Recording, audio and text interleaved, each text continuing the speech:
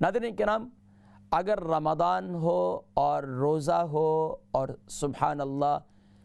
تلاوت قرآن کی توفیق مل رہی ہو، رات کو شب بیداری اور قیام اللیل کی توفیق مل رہی ہو، تو یقیناً اللہ کا شکر ادا کرنا چاہیے کہ اللہ تبارک و تعالی نے مجھے اور آپ کو یہ توفیق بخشی ہے کہ الحمدللہ رمضان المبارک کے ان اوقات کو ہم قیمتی بنا رہے ہیں۔ اس کے ساتھ ساتھ ناظرین کرام، اگر رمضان المبارک میں سبحان اللہ دن میں روزہ ہو اور دل یہ بھی چاہتا ہو کہ یار قرآن کی تلاوت بھی کریں، کچھ نوافل کی لذت بھی حاصل کریں،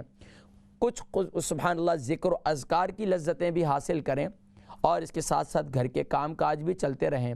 لیکن اگر روزہ ہو اور اس میں صحت اچھی نہ ہو، یعنی صحت ہی ساتھ نہ دے، جسم میں نقاہت اور کمزوری ایک تو فطری طور پر آ جاتی ہے، ظاہری بات ہے انسان جو ہے وہ غذا کا کیڑا ہے،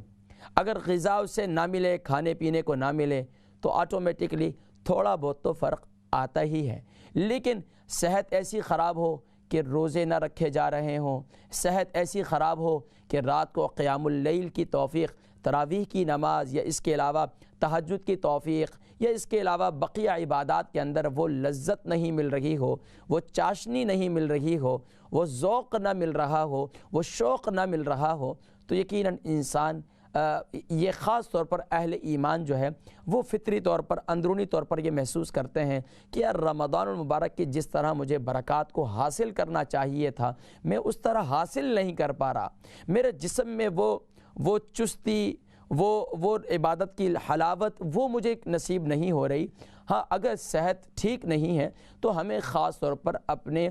سحری اور افطاری کے کھانے پینے کے معاملات کو بھی مینٹین کرنا ہے۔ اس کے ساتھ ساتھ ناظرین کرام، ہم نے وہ طریقے بھی اختیار کرنے ہیں جو نبوی طریقے ہیں، اور سبحان اللہ پیارے کریم آقا علیہ الصلاۃ والسلام کی احادیث طیبات کے اندر آقا علیہ الصلاۃ والسلام نے مختلف چیزیں استعمال فرمائی ہیں، لیکن سبحان اللہ اور مختلف چیزیں آپ کو بہت پسندیدہ بھی تھیں۔ ان میں جیسے کہ آپ سنتے ہیں مختلف احادیث مبارکہ کے اندر کہ آقا علیہ الصلاۃ والسلام نے کھجور کو بھی پسند فرمایا، آقا علیہ الصلاۃ والسلام نے لوکی کدو شریف کو بھی پسند فرمایا، آقا علیہ الصلاۃ والسلام نے ککڑی کھیرے کو بھی پسند فرمایا، خربوزے کو بھی پسند فرمایا۔ اس طریقے سے فروٹ کے اندر بھی مختلف ہیں، اسی طریقے سے مختلف اور غذائیں ہیں، یہ سب کی سب احادیث کے اندر ملتی ہیں۔ لیکن ناظرین کرام، آج میں جس خاص چیز کی طرف توجہ دلانا چاہتا ہوں وہ اس لیے کہ یو کے اندر اکثر لوگ مجھ سے، بہت لوگوں نے سوال کیا، اتنے سوالات کہ میں اب خود مجبور ہو گیا کہ اس ٹاپک پر بات کرنی چاہیے، کیونکہ وہ کیا تھا، وہ مجھ سے پوچھا گیا اکثر کہ ثنا مکی کے بارے میں، کہ ثنا مکی جو ہے یہ کیا ہے، احادیث میں اس کے بارے میں کیا ملتا ہے۔ اب ہماری قوم ایک ایسی ہے جس کو جس طرف ڈال دیں تو وہ اس طرف بس ماشاءاللہ چلنا پھرنا، اس طرف جو ہے چل پڑتی ہے۔ اب مثال کے طور پر میں اگر اپنے پروگرام میں کسی کھجور کی فضیلت پر بات کر لوں تو ماشاءاللہ کھجور ماشاءاللہ لوگ بہت استعمال کریں گے، کلونجی کے پر بات کروں تو ماشاءاللہ کلونجی کا استعمال بھی بہت آنا شروع ہو جائے گا، گھروں کے اندر ماشاءاللہ آنا شروع ہو جاتی ہے۔ اب اسی طریقے سے ہر چیز کی ایک لمٹ ہے اور اس کا کمبینیشن ہے۔ یاد رکھیے طب نبوی صلی اللہ علیہ وسلم، رمضان ہے، رمضان رحمت رمضان ہے، اور رحمت رمضان انہی کو نصیب ہوگی جو تعلیمات نبوی صلی اللہ علیہ وسلم پر صحیح معنوں پر عمل کریں گے۔ لیکن اگر کسی شخص نے مثال کے طور پر یہ سنا کہ آقا علیہ الصلاۃ والسلام نے ارشاد فرمایا کہ کالے دانے میں شفائے سوائے موت کے، اب وہ صبح کے وقت میں بھی کلونجی استعمال کر رہے ہیں، شام کے وقت بھی کلونجی استعمال کر رہے ہیں، رات کے وقت میں بھی کلونجی استعمال کر رہے ہیں، تو یقیناً اس کے اثرات اس کے بدن میں ظاہر ہوں گے۔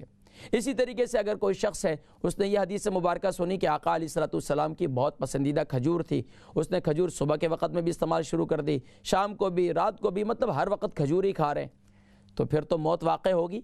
اب یاد رکھیے ہر چیز کی ایک لمٹ ہے اور پھر اس کا کمبینیشن ہے۔ یاد رکھیے بس کسی نے کہا کہ نبی صلی اللہ علیہ وسلم نے یہ ارشاد فرمایا تو اب اس میں ضرور شفا ہے، کوئی شک نہیں ہے شفا ہے، لیکن آپ کی صحت کے لحاظ سے آپ کسی حکیم صاحب سے یا کسی جو مستند ہیں ان سے مشورہ تو کریں۔ اب یقین جانی کہ اکثر لوگ ہیں، انہوں نے کہا کہ ہم نے ثنا مکی استعمال کی، اب ہمیں ڈائریا ہو گیا، ہمیں موشن ہو گئے، پیٹ میں مروڑ ہو گئی، اور بھائی کس نے کہا آپ استعمال کریں؟ بھائی فلاں ہم نے سنا اور فلاں شخص نے کہا کہ یہ اس میں شفا ہے۔ اس میں یہاں تک کہ وہ دعویٰ بھی کر لیا کہ جی اس میں ہم چیلنج کرتے ہیں کہ جی اس میں جو ہے کرونا وائرس کا بھی علاج ہے۔ یاد رکھیے ناظرین کرام، بڑے سے بڑے میرے اساتذہ گزرے ہیں اور بڑے سے بڑے اساتذہ گزرے ہیں، اور میں نے بڑے بڑے حکماء کو دیکھا، اپنے اساتذہ کو دیکھا کہ انہوں نے کبھی چیلنج نہیں کیا۔ ماشاءاللہ بڑے صاحب علم تھے اور ماشاءاللہ صاحب تقویٰ تھے، سب کچھ تھا، لیکن اپنے فن میں بڑی مہارت بھی تھی، اس کے باوجود کبھی دعویٰ نہیں کیا، کبھی چیلنج نہیں کیا۔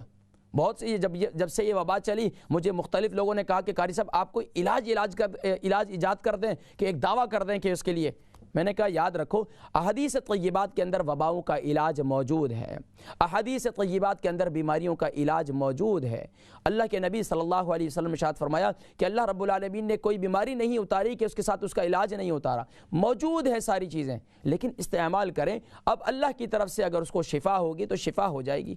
اور اگر اللہ کی طرف سے موت کے فیصلے ہیں تو کوئی روک نہیں سکتا۔ لیکن ہمارے لوگ آج معاشرے کے اندر ایسے ہیں کہ بس پھر لوگ چل پڑتے ہیں۔ اب مجھے کچھ فون آئے، مجھے کہنے لگے کہ قاری صاحب ہم نے جو ہے، حکیم صاحب ہم نے جو ہے یہ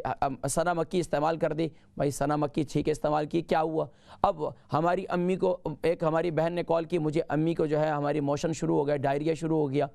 یاد رکھیے ہر چیز کے فوائد بھی ہیں اور نقصانات بھی ہیں۔